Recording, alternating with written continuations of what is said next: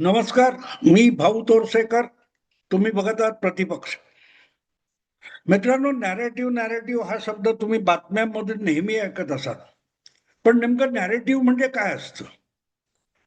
Narrative याचा अर्थ एखादी गोष्ट तुम्हाला कोणतरी सांगतो, आपण बघितली, ऐकली, ती जी माहिती त्रोटक स्वरूपामध्ये दिलेली असते, त्याला स्टोरी नॅरेट करणं म्हणजे थोडक्यात तुम्हाला त्या विषयाची तोंडओळख करून देणं असं असतं. पण आजकाल जो आपण नॅरेटिव्ह नॅरेटिव्ह हा शब्द मराठी बातम्यांमध्ये वारंवार ऐकतो, ती एक प्रकारची जाहिरात असते, प्रमोशन असतं. तुम्हाला नेमकं कळलं नाही जाहिरात म्हणजे काय असतं. आता तुम्हाला सांगतो की 8-10 वर्षापूर्वी तुम्ही कधीतरी बघितलं असेल की आता ती गोष्ट जुनी झाली. 10-1 वर्षापूर्वी टीव्हीवर एक जाहिरात लागायची. एक माणूस एक छोटा टेम्पो घेऊन येतो, त्याच्यात एक मोठा खोका असतो, 4 गडिते तो खोका उतरवतात आणि जो त्यांच्याबरोबर आलेला असतो तिथे लगेच कॉलनीत खेळणारी पोरं धावत धावत गोळा होतात. तर तो त्याला म्हणतो, बाजूला बाजूला बाजूला टीव्ही आणलाय मोठा." आणि ते गडी असतात, तो खोका घेऊन टीव्हीचा वर जातात. मग तो सगळा पोरांचा घोळका हा त्या घरात येतो. शेजारी पाजारी जमतात, काहीतरी मोठा 56-80 इंची वगैरे काय तो टीव्ही आणलाय आणि तो लावलेला असतो आणि तो टीव्ही लावून सुरू होतो आणि शेजारी विचारतो, "अरे, ये कौन सा टीव्ही है? ये डिजिटल नाहीये का काहीतरी नाहीये?"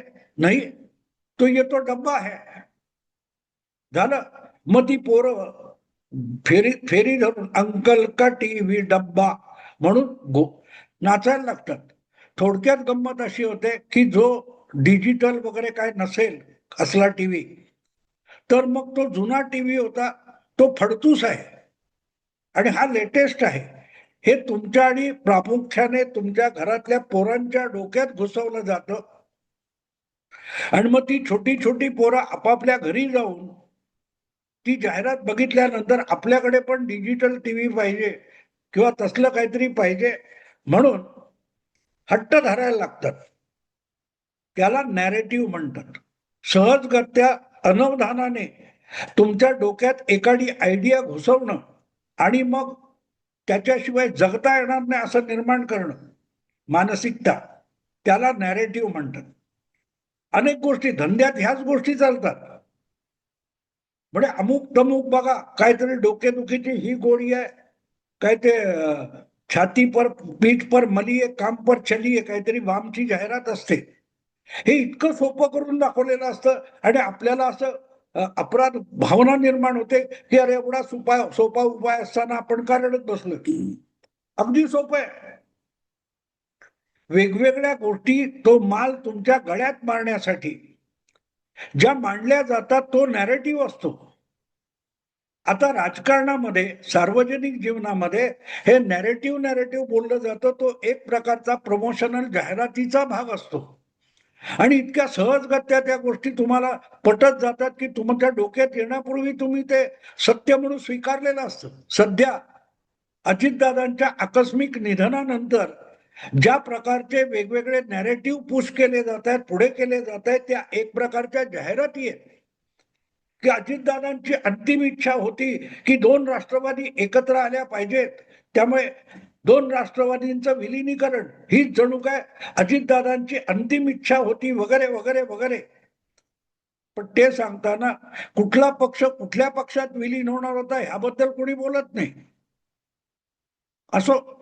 आणि मग त्यासाठी शरद पवारांचा जो राष्ट्रवादी गट आहे तो अजितदादांच्या गटात विलीन होण्यामध्ये आणि त्यातून अल्टिमेटली सुप्रियाताई या केंद्रात मंत्री होण्यासाठी एक नॅरेटिव्ह पुश केला जातोय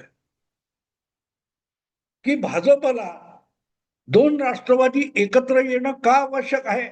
ते भले देवेंद्र फडणवीसांना पटणारं नसेल, पण ते केंद्रीय भाजपला हवं आहे. 2 राष्ट्रवादी एकत्र आले तर शरद पवारांच्या गटामध्ये असलेले 8 लोकसभा खासदार हे एनडीए मध्ये जातात आणि एनडीए मध्ये भाजपला जे अल्पमताचं सरकार चालवावं लागतंय, नितीश किंवा नायडू यांच्या कुबड्या घेऊन चालवायला लागतंय, त्याच्या जागी शरद पवारांचे 8 खासदार आले तर भाजपची बाजू भक्कम होते. चटकन पटणारी गोष्ट. हा, तिसरी लोकसभा निवडणूक लढवताना मोदींना साधं बहुमत टिकवता आलं नव्हतं. 282 303 वरून मोदींची गाडी 2024 मध्ये घसरली, ती 240 वर येऊन अडकली. बहुमतापेक्षा जवळजवळ 32 जागा कमी झाल्या. आणि मग तेव्हापासून तुम्हाला आठवत असेल तर आता जवळजवळ 1.5-2 वर्ष लोटली. हळूहळू करत त्याचा लोकांना विसर पडला होता की कधीही नितीश आणि नायडू यांनी पाठिंबा काढून घेतला तर मोदी सरकार गडगडू शकतं. मोदींना आता मित्र पक्षांच्या कुबड्यावरच सरकार चालवावं लागेल. याचा इतका प्रचार अपप्रचार करण्यात आला की हळूहळू करत त्याचा परिणाम सुद्धा संपलाय. आणि आता मोदी सरकारला पाडायला टपलेले विरोधक किंवा पत्रकार हे पण विसरून गेले की मोदींचं सरकार हे फक्त 240 भाजप सदस्यांवर बनलेलं सरकार आहे, मित्र पक्षांच्या मदतीने बनलेलं सरकार आहे आणि त्याच्याकडे स्वतःच एकपक्षीय बहुमत नाहीये, हे सगळे विसरून गेले. मग अचानक आता शरद पवारांच्या 8 खासदारांची गरज ही केंद्रातल्या सत्तेत बसलेल्या भाजपला कशाला भासायला लागली? ही गंमत असते मित्र. जी गोष्ट शरद पवारांना हवी आहे ती भाजपची गरज आहे असं दाखवायचं आणि आपला शरद पवार नावाचा माल विकायचा यासाठीचा नॅरेटिव्ह अशा स्वरूपात आणला जातो. वास्तविक सत्तेपासून दीर्घकाळ दूर राहिलेल्या शरद पवारांच्या गोटामध्ये आणि पक्षामध्ये आमदार असोत की खासदार ते सत्तेपासून दूर राहायला तयार नाहीयेत.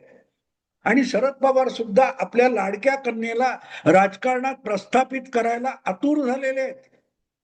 आणि त्यातून मग 2 राष्ट्रवादी काँग्रेस पक्ष हळूहळू एकत्र आणण्यासाठी जे काय करता येईल यासाठीचा प्रयास हा मुळात शरद पवार गोटातून सुरू झाला. अजित पवारांचं वर्चस्व स्वीकारायची तयारी शरद पवारांनी दाखवली. गरज शरद पवारांची आहे ना अजितदादांची होती आणि भाजपची तर बिलकुल नाही. पण मोदी सरकारच्या स्थैर्यासाठी शरद पवारांचे 8 खासदार किती बहुमोलाचे आहेत. जणू काय 8 खासदार म्हणजे 80 खासदार. आणि शरद पवार हे जर भाजपच्या जवळ एनडीए मध्ये गेले तर 240 वरून भाजपचं संख्याबळ हे एकदम 320 80चा आकडा होईल, वाढेल. अशा पद्धतीत नॅरेटिव्ह तुमच्या डोक्यासमोर आणला जातो, डोळ्यासमोर किंवा डोक्यावर मारला जातो. वस्तुस्थिती तशी बिलकुल नाहीये. अगदी सरकार बनलं 2024च्या जून महिन्यामध्ये, तेव्हापासून आजपर्यंत मोदींना कधीही आपल्याकडे बहुमत नाही याचं भय सतावताना दिसलेलं नाही. विरोधी पक्षांनी कितीही संसदेमध्ये धुमाकूळ घातला, मीडियामध्ये बसलेल्या पुरोगामी पत्रकार संपादकांनी कितीही रान उठवलं तरी मोदी सरकार एकही मिनिट डळमळीत झालेलं नाही. ऑपरेशन सिंदूर नंतर कितीही अपप्रचार झाला, खोटा नाट्या गोष्टी सांगितल्या गेल्या, तरीही मोदी डगमगलेले नाहीत. आणि ट्रम्प सारख्या महासत्तेच्या राष्ट्राध्यक्षाला सुद्धा मोदींनी भीक घातलेली नाही, 240 खासदार त्यांच्या पक्षाचे असताना. अशा मोदींना अचानक 8 खासदारांची गरज निर्माण झाली. हे आलं कुठून? कुठच्या सुपीक डोक्यातून आलं? ऑपरेशन सिंदूर मे 2025 मध्ये झालं, त्याला आता जवळजवळ 8-9 महिने झाले. आणि तेव्हापासून कानी कपाडी अमेरिकेचा अध्यक्ष डोनाल्ड ट्रम्प ओरडतोय की मी मध्यस्थी केली म्हणून ऑपरेशन सिंदूर थांबलं आणि शस्त्रसंधी झाली, सीज फायर झाला. मोदींनी आजपर्यंत त्याचा इन्कार केलेला नाही, स्वीकार केलेला नाही किंवा ट्रम्पच्या उलटसुलट आरोपाला पालखीतून राहुल गांधी मिरवत बसले तरी मोदींनी ट्रम्पच्या कुठच्याही आरोपांना उत्तर दिलं नाही, की अपशब्द सुद्धा वापरला नाही, इन्कार सुद्धा केला नाही. आणि त्यामुळे आपलं सरकार डळमळीत आहे अशी कुठलीही कल्पना मोदींनी जगाला दिली नाही त्या मोदींना आता शरद पवारांचे 8 खासदार बहुमल वाटण्याची गरज काय? अगदी 2024चे निकाल लागल्यानंतर आणि भाजपला 240 वर अडकल्यानंतर सुद्धा मी ठामपणे सांगत आलो की आधीच्या 2 टर्म मध्ये मोदी सरकार जितकं भक्कम होतं आणि मोदी स्वतः व्यक्तिगतरित्या जितके भक्कम होते तेवढेच आज सुद्धा भक्कम आहेत.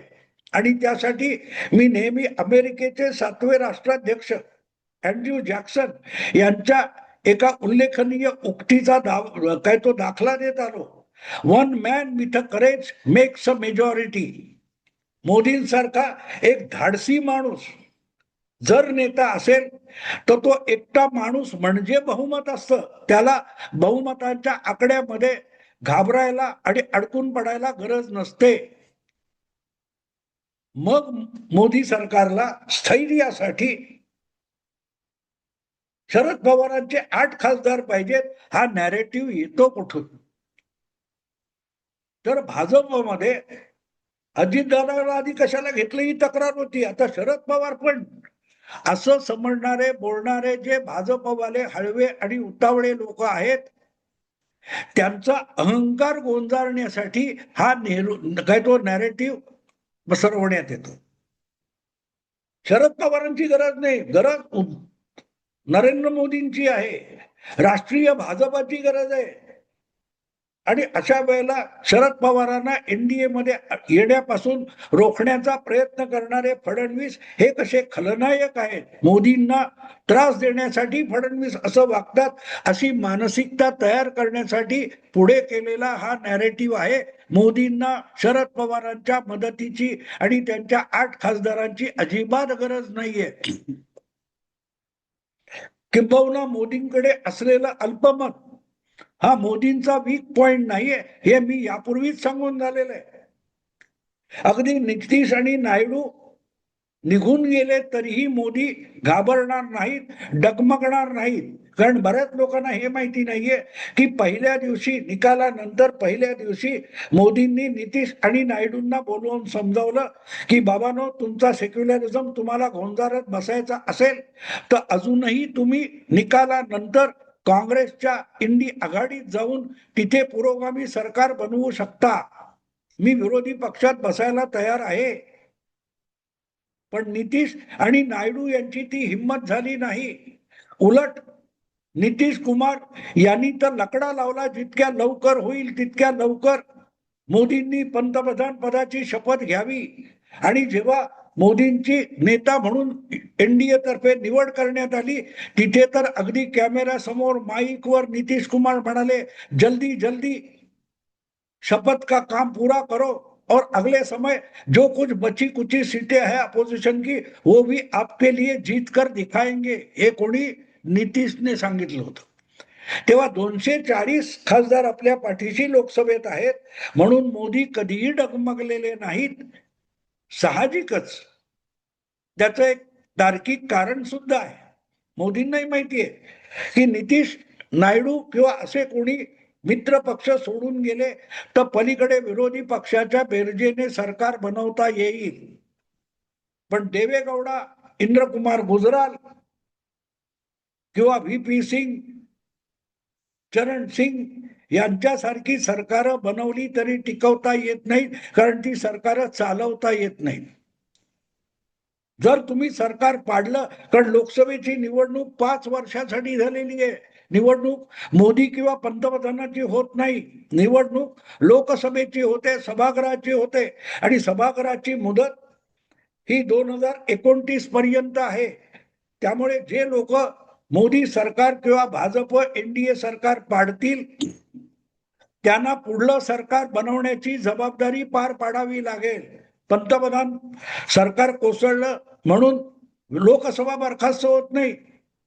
जर पर्यायी सरकार बनवता येत नसेल तर मध्यावधी निवडणुका होतात, लोकसभा बरखास्त करावी लागते. आणि तोच मोदींचा स्ट्रॉंग पॉइंट आहे. मोदींना खात्री आहे की आपल्याकडचे नितीश, नायडू किंवा इतर मित्र पक्ष फोडून काँग्रेस किंवा इंडी आघाडी सरकार बनवू शकेल, बेरजेचं सरकार बनवू शकेल. बेरजेतून झालेलं सरकार नुसतं बनवून चालत नाही, ते चालवावं लागतं. आणि चालवता आलं नाही तर ते सरकार कोसळेल. आणि ते सरकार कोसळल्यानंतर नवीन सरकार बनत नसेल तर लोकसभा बरखास्त करावी लागेल आणि नव्या निवडणुका, मध्यावधी निवडणुका घ्याव्या लागतील. आणि आजच्या परिस्थितीमध्ये मध्यावधी निवडणुका घेतल्या तर एकटा भाजप हा 300च्या 350च्या पार जाऊ शकतो आणि विरोधकांचा पार धुव्वा उडू शकतो. ज्या पद्धतीचा पोरखेळ राहुल गांधींच्या नेतृत्वाखाली काँग्रेसने आणि विरोधी पक्षांनी चालवलेला आहे, त्याला विटलेला मतदार काँग्रेसला परत एकदा भुईसपाट करेल, विरोधकांना त्यांच्या बरोबरचे म्हणून भुईसपाट करेल आणि मोदी सिंगल पार्टी मेजॉरिटीने निवडून येऊ शकतील. आणि म्हणून 240 या आकड्याला मोदी घाबरत नाहीत. मग न घाबरलेल्या मोदींना शरद पवारांचे 8 खासदार हवेत कशाला? सरकार स्थिर करायला. पण गंमत अशी असते, आपला माल विकायचा आहे. शरद पवारांना सत्तेची हाव सुटलेली आहे. शरद पवारांच्या गोटातल्या खासदार आणि आमदारांना सत्तेची हाव सुटलेली आहे, ती लपवायची आणि तुमच्यावर उपकार करायसाठी एनडीए मध्ये येतो असा एक आभास निर्माण करायचा. यासाठीचा नॅरेटिव्ह म्हणजे शरद पवारांच्या 8 खासदारांची एनडीए मध्ये भर पडणं हे भाजपच्या फायद्याचं आणि मोदींच्या गरजेचं कसं आहे हे दाखवायचं. याला जाहिरात म्हणतात, याला प्रमोशन म्हणतात, यालाच नॅरेटिव्ह म्हणतात.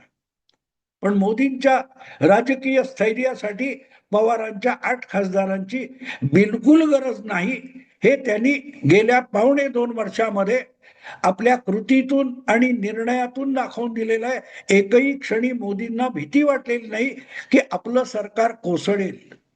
असो मित्रांनो, आता थांबतो. आवडलं लाईक करा, शेअर करा आणि प्रतिपक्षाला सबस्क्राईब करा.